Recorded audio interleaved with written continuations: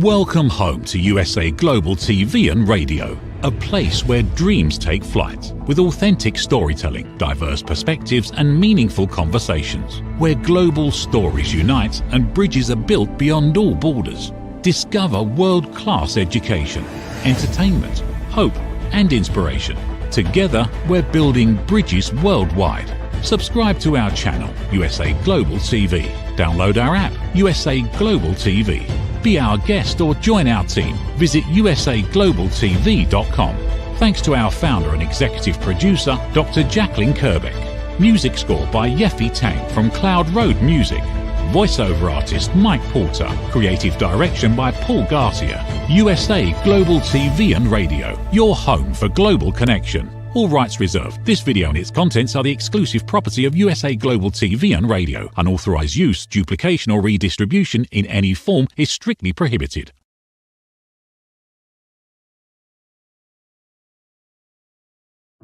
USA Global TV and Radio proudly presents The Corner Bookstore, hosted by Red O'Loughlin.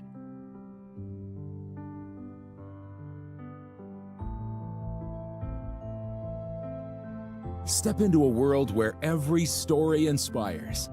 These pages come to life through the voices of authors from around the globe.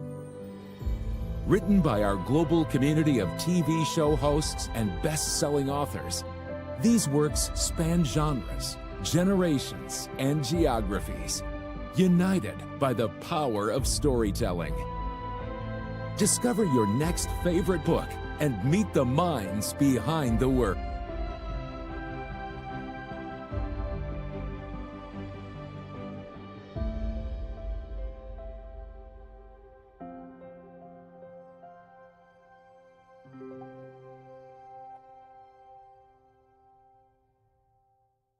Thursdays, only on USA Global TV and Radio.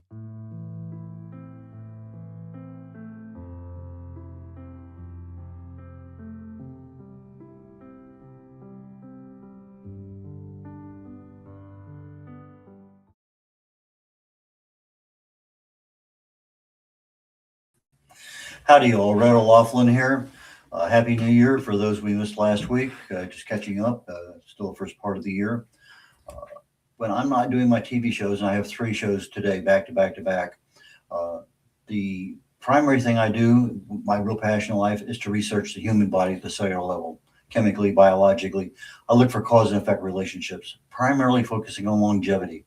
I look at age-related diseases. I look at a lot of things. But what I want to do is identify stuff that people can at least translate for them so they can make better decisions and go to their doctor and say, hey, doc, what about this?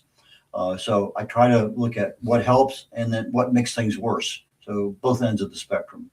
I consider myself, I used to be a health and wellness author, but I think a lot of it nowadays is I'm more or less in the area of writing decision support manuals for people who age. It's just that's where most of my stuff focuses at. But when I'm not doing that, I love to cook and garden, a bunch of other things. But regardless of that, let's go ahead and get to our guest today, John Wolforth. He is a writer, author, also a digital expert.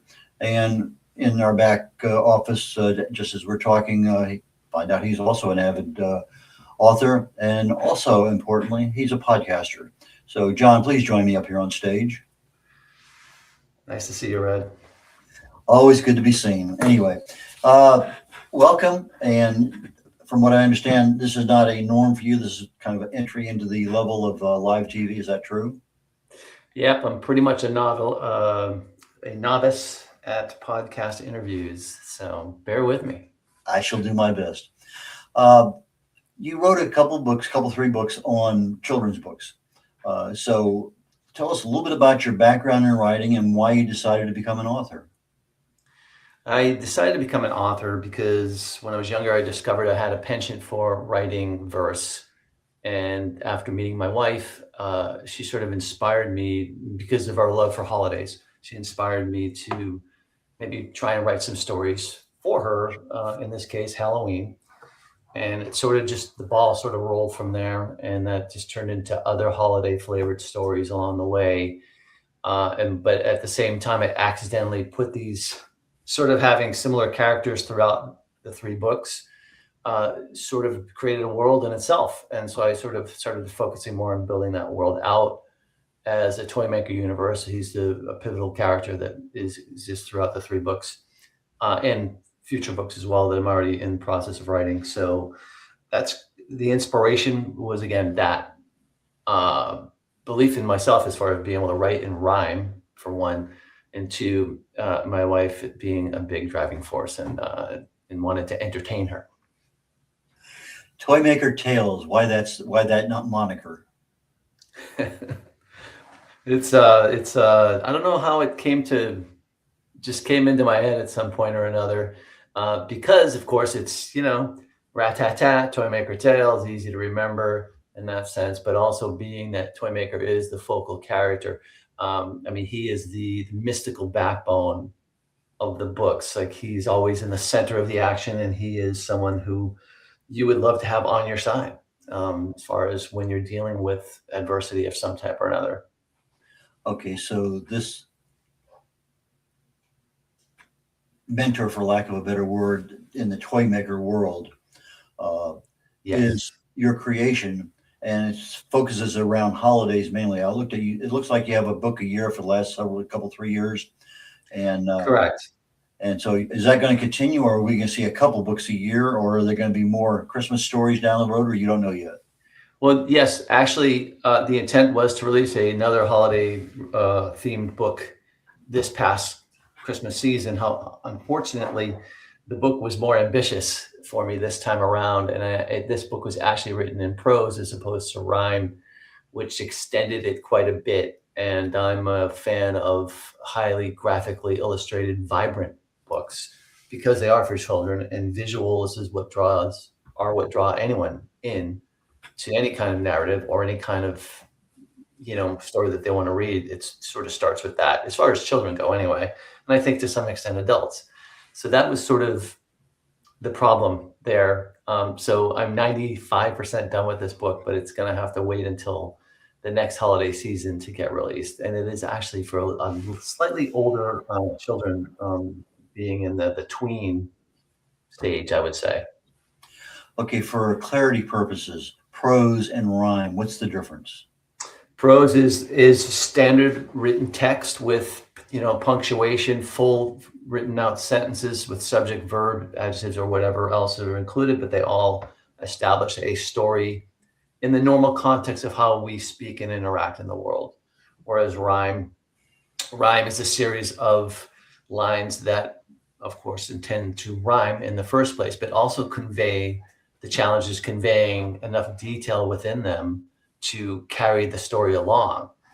So for me, rhyme just seemed to come easier in the beginning to write these stories. And it's funny because I've actually played around and tried to write some prose versions of them, and it was kind of fascinating. But I do like the rhyme aspect. I think is one of the things that makes them endearing for children because of the memory aspect, the language concept of being able to read along and then rhyme words. It's great for pronunciation, understanding of different words and their meanings. Okay, so your rhyming and everything is for, I believe, what, 7-year-olds and above, is that right? Yeah, 7 to 12 is more or less is the age range for these particular books. Although another aspect of rhyme that's great is the books are great to be read aloud. So if an adult is reading along, it's even better because it's an experience for the parent and the child to read the story together. I think it's more of a binding experience because they can help enunciate the words as they go. And I think this will help contribute to conversations after the story is done.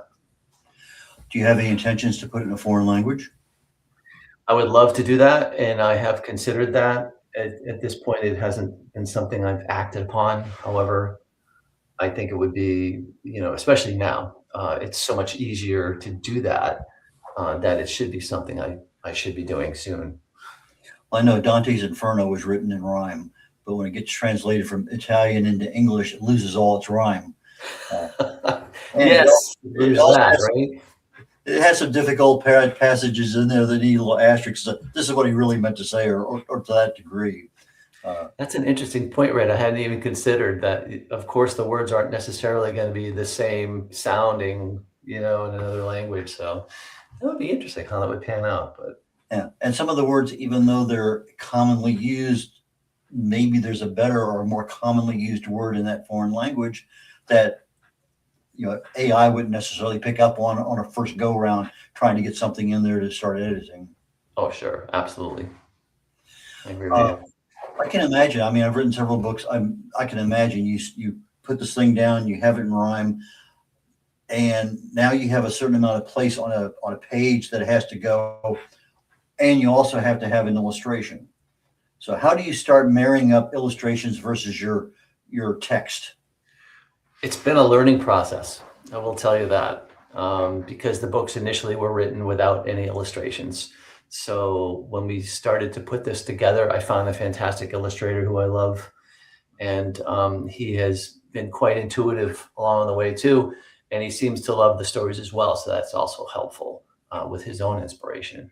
So what I found is the best way to do it is to basically put the text into a layout and then present it to him, and then I would basically give notes as to which pages or which lines should reflect in the illustrations, and then we will try to make that work and marry it up in a way that it flows correctly, first of all. And usually what happens in that sense is that I get the illustration, and if I feel it's accurately interpreting what's going on, then we would basically put the proper text in on the page where that illustration appears. It's really the only way to make it work right.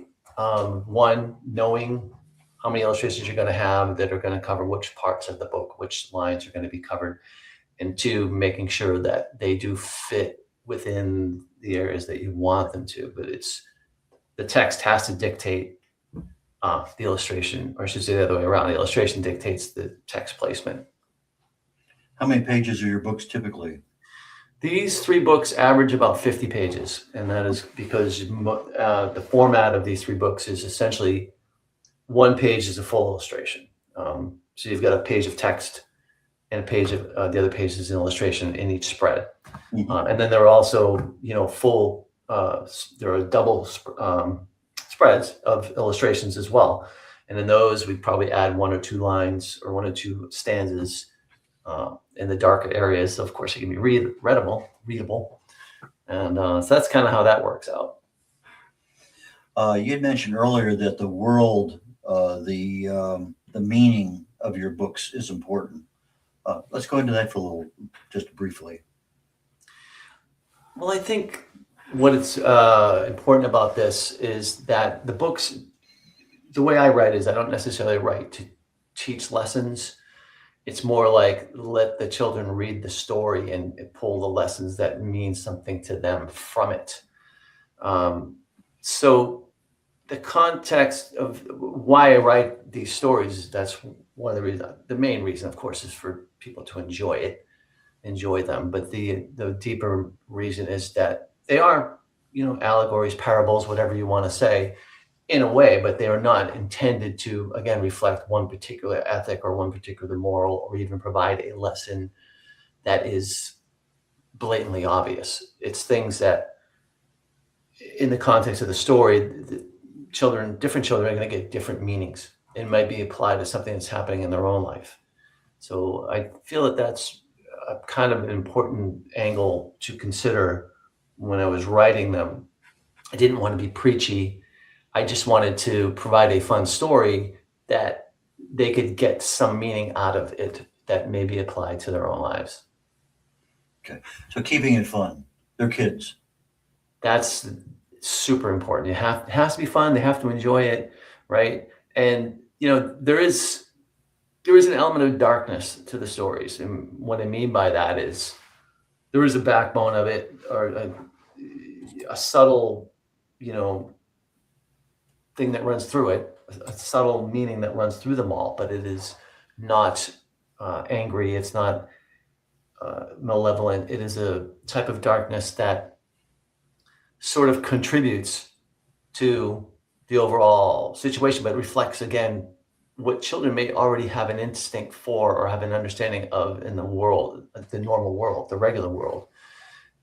If that makes sense, what I'm trying to say is they are trying to get, they're reading the stories and they're pulling something out of it, but it's going to also include that adversarial aspect, because that's how life is. Everything has dark and light to it.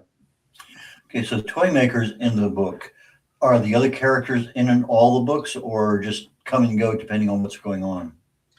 For these 3 books, the toy maker is the one character that appears in all 3, but there are overlaps to the Christmas and the Halloween story. Actually, that's not true. The only overlap is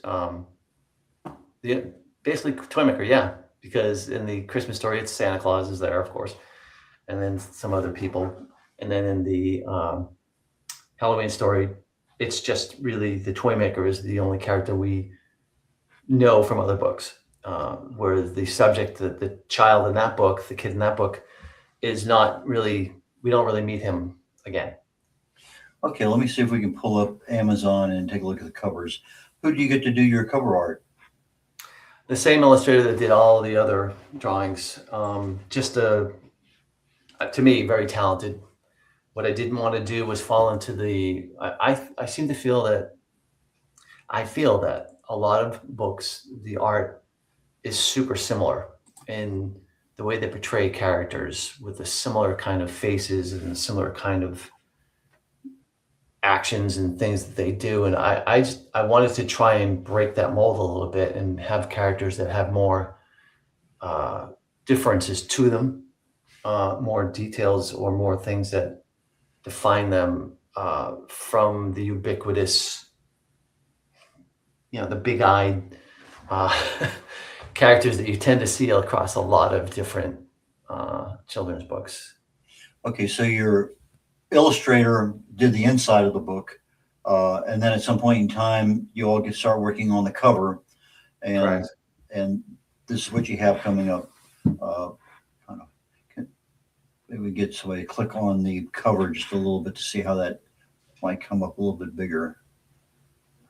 There we go. Fantastic. Thank you. Yes, I love that's why I just love his penchant for detail. I said, I want a toy factory on a mountain. What can you do? It's sort of like that. Okay. Now, this is a Christmas book, and you said you just got finished writing another Christmas book that's going to come out next Christmas? Correct. Like, the manuscript is done, but the illustrations were not completed in time for the season, so we sort of had to put it on hold. But I look at that as a win, because it gives me time to go back and reanalyze the story and maybe fix any other holes that may be present. It was actually interesting because I didn't read it to my wife, and she's, well, what about this and this? And I'm like, oh, okay. So there's probably a little bit more, information required to make that story balance better. So that's where that's the goal, is to get that one out next season. But in the meantime, I'm probably going to try and work on something else that is a bit more evergreen.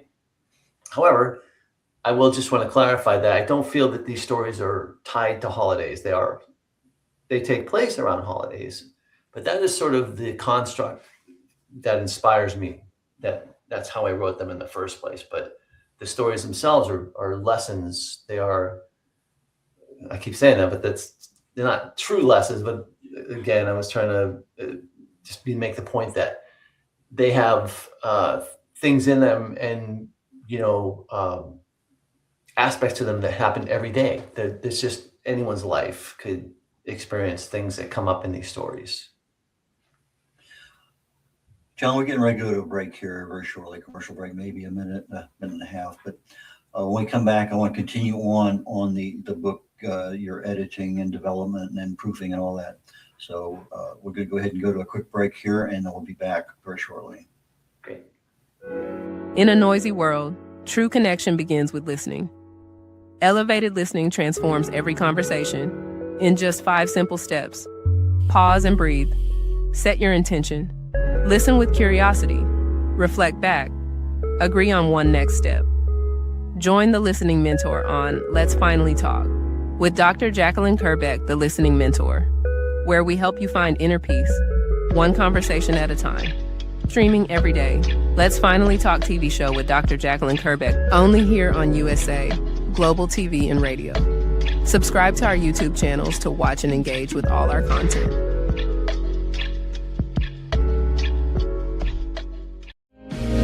Listen, babe, now, listen, babe, now.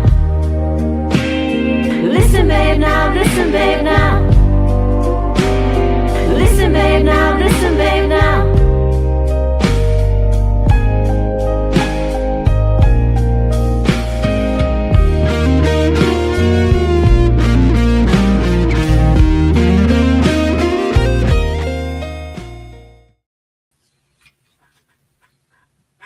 Brett O'Loughlin here. We're on the Corner Bookstore on the USA Global TV and Radio Network. And my guest today is fellow author John Wolforth. He's a children's author. And John, please join me back up here on stage. Here we are. Back again. When you're writing in rhyme, I can imagine the editing must be a much bigger headache than what we typically do when we write it in prose, as you talked about earlier, normal conversation. Tell us about that. Well, it's funny because to me, it kind of seems the opposite. I think in a way, whether this is an accurate way to look at it, but it's how I looked at it anyway in the beginning, is writing in rhyme. You can escape a lot of those requirements for proper grammar, punctuation, and so on.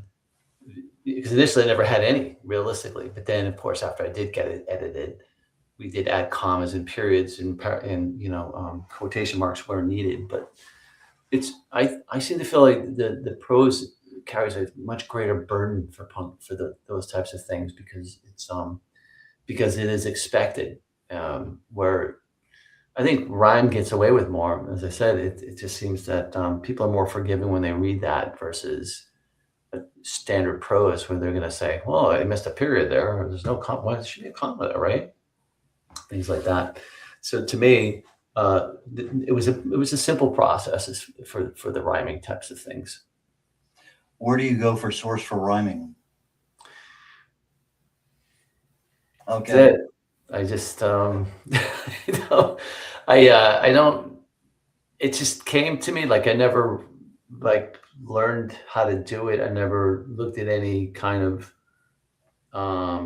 examples or methodologies, whether that is sort of a thing, when you write or when you write music and so on, that you have a proper cadence. And now that is important. And I've discovered that more as you go along, that, sometimes in rhyme, you were writing things just to fit, to make it rhyme, and it may not be the best choice of words. And sometimes it works and sometimes it doesn't work. And the challenge there is, of course, to make it flow. You need it to flow. It needs to balance. So, I'm often finding myself going, okay, so there's 7 syllables in this line. So there should be 7 syllables in that line. And that's not always true. It doesn't necessarily have to be. It's how it's inflected is more important than how many syllables are there. Inflected and the way that it's just comes off the tongue. I mean, I think you know what I'm getting at. It needs to flow and balance so that it feels comfortable as you read it and not clunky and clumsy. Have you used or have you considered using AI as a source for rhyming? Well, what's funny is I threw a story and I said, actually, I went to ChatGPT and I said, write, I forget what it was. It was sort of doing, I think, a LinkedIn post or something like, oh, I want to be funny. Like, what would you do for like a rhyme about this subject? And it comes up with this stuff. And I just sort of say, I mean, it's not bad. Some of it's actually good, but more of my concern is where do you get it versus how good or bad it is. So I tend not to want to depend on that. Well, I wasn't concerned about actual writing, the intellectual property you're talking about, but what words rhyme with right, for instance, and then you 100. Oh, I see what you're saying. 115 words that rhyme with right, but what are the meanings that convey the same thing? So just using it as a tool, like a spell check. That's a good idea, Red. I haven't actually tried that, but no charge. Just take it and run with it. All right, I appreciate that. But like anything else, when you're using AI, it's all in the prompt. I use Right. about a 2-page prompt for my research that I do in the human body because I want to have certain things. And I have probably an hour conversation almost daily with ChatGPT on some aspect of things that are going on. And last night I'm saying, okay, notebook LM, I'm probably going to be using, not probably, I will be using it very shortly. And so we're having a conversation back and forth about how I can meld those two AIs together to maximize what I want in order to do the development and the research down the road. So I think there's a lot there. And again, it's how you use the tool. I mean, certainly you can say, write me a book, here's this, boom, boom, boom, and make sure it rhymes. Thank you very much. And, but that's not you. That's an artificial thing creating something. But if all you need is words that rhyme, it's a tool. It's like spell checker. Why not use it? Grammar checker. Oh, it is. And I use it for research in other ways, not that particular way, but I do use it for my Substack posts, for example, because those are current affairs and, about the current state of the world. So in that case, I often use it for research as far as getting statistics and getting details of particular stories or particular events that are happening from different angles. Of course, you don't want to just take one account for anything. And I think that is a very helpful tool for those purposes. It does accelerate the process and gets rid of a lot of the tedium as far as writing those types of posts, because, who wants to spend their time going through multiple websites and trying to extract certain aspects of what you're reading to come up with a narrative that is true and accurate. So I might suggest Notebook LM as a potential source for you down the road. yeah. From what you're telling me, I think it would be a tremendous boost for you. I'll take a look at it, Red, because if you're suggesting it, that might be a good. I will do it. I asked you earlier if some of the same characters were in multiple books, but I wanted to find out, is there going to be a series, like it's a Christmas series where the same characters are getting older or getting more involved with things? Right. So the three, they're not, there's an Easter story, Halloween story, and a Christmas story, right? So I've sort of been cyclical. I'm going back. The Christmas story was the first one, so now that's what the next one is, right? But beyond that, I've got several other Christmas stories. I don't have another Easter story. I have a bunch of Valentine's Day stories, which are kind of humorous. But I mean, I think where I'm going with it is get that story done, and then probably, as far as revisiting characters, if that's what you're saying, there's very few characters that will be revisited in the context of these stories, even though there is one Christmas story that shows the kid from the Halloween story, The Witch's Revenge, as an adult, but he's only briefly in it. He's not central to the plot. Any thought about taking advantage of being the 250th anniversary of the United States and having a story that would fit into that one? Absolutely. And I have thought about that. And thank you for asking. And I do have thoughts on that. And it would sort of be a tie between what happened in the beginning and sort of through the more sensitive periods of history. And the challenge is to find a way to tie all that together and create a narrative that balances it all. But that's one thing I'm confident about, is finding that ability to create those sort of rhyming passages and make it sensible. So that's the goal. Yeah, I'm probably think seriously about doing that type of story. Any audiobooks in the future? Oh, I'd love to do that too. It's funny, my wife is a voiceover artist, although that's not her main job, and I've been bugging her to do it, but she actually works in legal. That's her main profession, so she doesn't have a whole lot of time. So it's sort of like it hasn't happened. We still would like to do it. I may just say, oh, okay, well, you're fired. I'm going to go with somebody else. Well, I noticed a couple of years ago, the KDP Amazon offered hardcover, like 70 pages or something like that. And that was kind of a new one, because that was usually Ingram Spark or somebody else to get that done.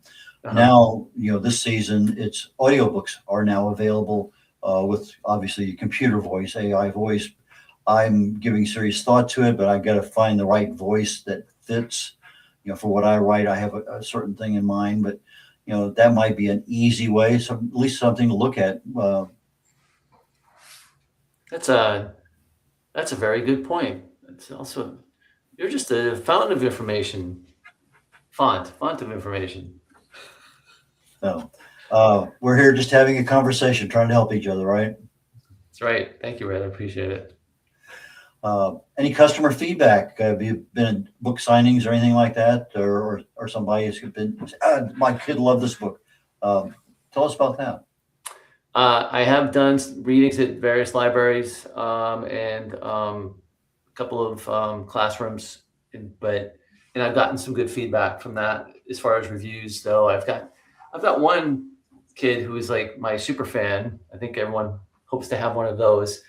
And he does nothing but write fantastic, reviews about the books and how much he loves them. And just like he actually said, this is the best Christmas story ever, which I thought was, you can't get a better compliment than that, which just blew me away. And he's a very smart child, and I do appreciate his continued support from it. And there are various other ones. Not a ton. I mean, I am a self-published author, and you know how the industry is. It's very difficult to break through and get the exposure that you'd like to get. So, you do what you can. But I mean, it's always, I think that's why it's always important when you get a review to just, that sort of helps you keep going. It's incentive. It's validation that what you're doing does affect people in a positive way. Tell us a little bit about your podcast. It's interesting. My podcast is very town-centric. It's about the town I live in, which is Ipswich, Massachusetts. When we moved here, we just sort of fell in love with the town. It's a town full of history. It's a town full of artistry. We have the biggest collection of colonial time housing that still exists in the country, I believe, with entire block or 2 blocks of colonial homes from the late 1600s, early 1700s. So that's a phenomenal thing to be proud about. And actually, one of the restaurants in town claims to be established in 1634 or 1640, I should say. And I tend to believe they probably were based on their decor. But it's good. It's good for them at the same time. So I've been to some bars and restaurants over in Europe. There were, I think, Ufleku was what, 13.99 or something like that. They're in Prague. But yeah, there's some places that are really neat when you go into them, and they haven't changed much over the centuries. Yeah. So the bottom line was, what I'm trying to get at was that I'm very proud of the town. We fell into this town. We love it here. I often say the only way I'm leaving this town is in a box. Don't, it's a little macabre, but that's sort of me. But the podcast came as an idea in a way that I wanted to give back to the community and just make a contribution to the people who are just, there's so many good, positive people that make a difference in this town. I wanted to give them a voice. And so get them on the podcast and tell their side of the story, or, how they came to do things, or, it can be anything from culture to politics to religion. Well, not religion so much. It's kind of a very iffy one, but politics and culture are okay. And, social issues, environmental issues, things like that. So we kind of cover the gamut. I'll have a town planner on one week. Another week I'll have a local clammer who has been here for 47 years digging clams, and his perspective on ecology and resilience and as far as preservation and all these things. So there's really fascinating stories that come out of it. It's not anything I monetize. It's just purely something that this is my way of thanking the town for being what it is. So you primarily concentrate on the town, the people, the culture, the things that you see every day. Correct. Yeah, that's pretty much it. It's not a lofty ambition to go nationwide or anything with it. But hey, if you want to listen, free to listen to it. Okay, before we get ready to close up things here, I have to ask you. Tell me about your garden. Well, we've been gardening for, since we bought our first house like 25 years ago. And it's just something my wife we're both Italian heritage. And so we really love, she loves canning tomato sauce so we can have it through the winter, our homemade sauce.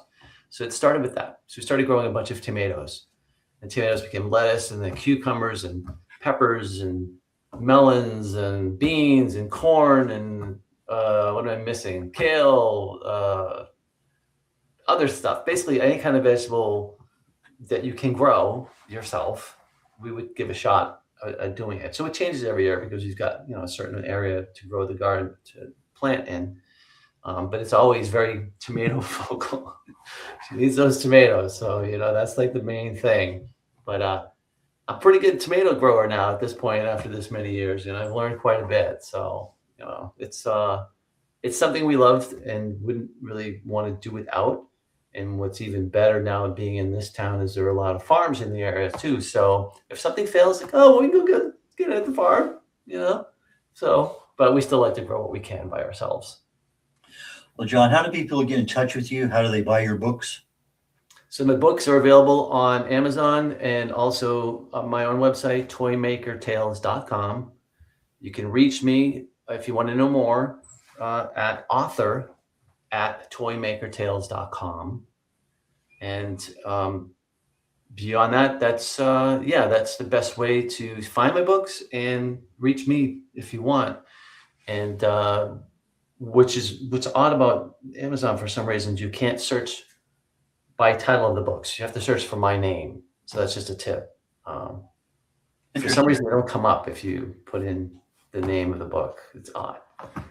I've never figured that out why, but because I sometimes search by titles of books and that come up, but it's usually a Google search, not an Amazon search. Yeah, probably in Google would come up. You're right. But sometimes I go in there trying to find something, and I have a author's name, Jane Smith. And there's 450 Jane Smiths. I'm trying to find a book, and it's interesting. But John, thank you so very much. I know you also are a digital expert, and maybe that might be an opportunity for you to be a guest on another one of my shows called The Wise Ones, which starts in about 24 minutes from now. So anyway, I would love to chat with you down the road, and I'd like to figure out, like to see how your last New Christmas book that's going to come out actually makes it. So down the road, I certainly hope we connect again. Thanks, Rick, for having me. I really appreciate it, and I would absolutely love to be on your other podcast. If you are so inclined, be happy to make a contribution there if I can.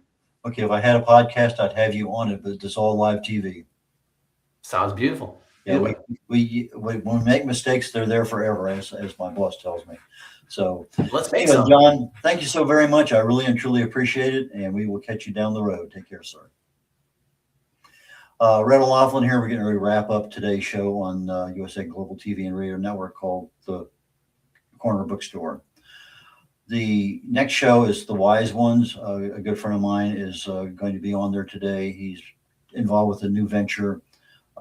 He's also a Vietnam veteran, as I am, and we've been to a number of different events here throughout things. But I think he has something fairly serious to talk about today. I'm talking today in my show called Talking Heads, which is in about 22 minutes, an hour and 22 minutes. And I'm talking today about New Year's resolutions. And basically my topic is fix the system, not the goal. Because when you look at your subconscious mind, which really and truly controls everything you're doing in your life, 95% or more, it controls your habits, your beliefs, it controls the things that really drive you, those things that are super important to you. So as you start, I want to lose 20 pounds. Well, that may be a good goal for you, but it may not necessarily align with your subconscious mind because of the things that you've done in the past to lose weight and failed at. And now they're all listed, they're archived in the front of your brain as flashing red lights. Do not do this. And so anyway, that's what we're going to talk about today. So that being said, I'm going to get ready to leave the show here in a moment and get ready to start The Wise Ones. And my show guest today is Mike Martin, and I will join you all again next week. Take care, y'all. Bye now.